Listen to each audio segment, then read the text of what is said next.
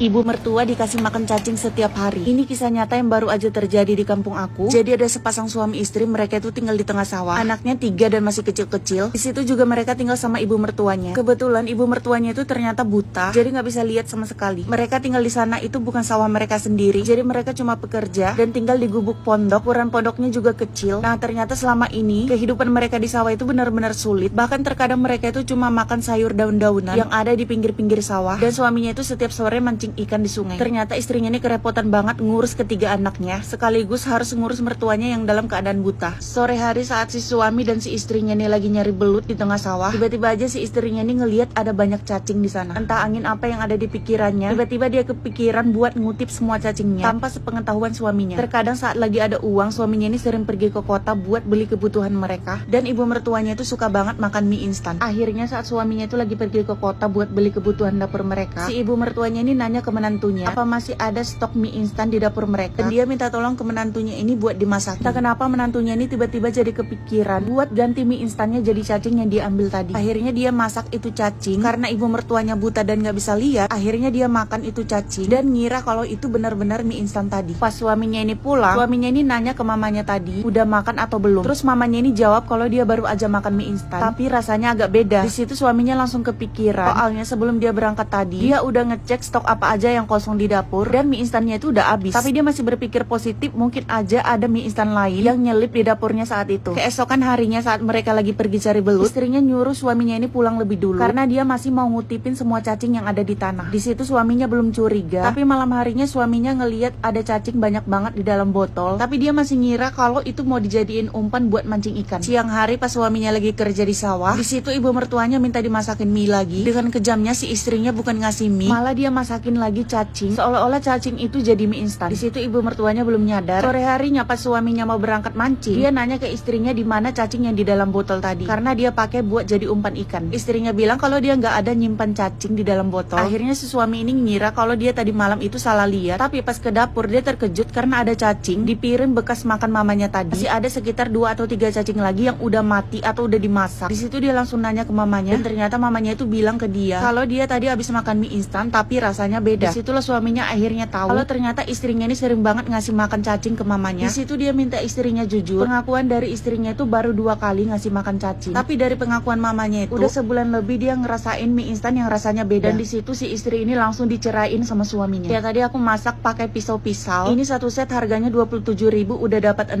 piece. Lengkap banget, ada pisau kecil, pisau daging dan pisau sayuran. Ada gunting pengupas buah dan pisau bergeriginya. Ini super tajam banget pisaunya. Untuk harga 27.000 menurut aku ini udah murah banget. Dari keranjang kuning aku ya.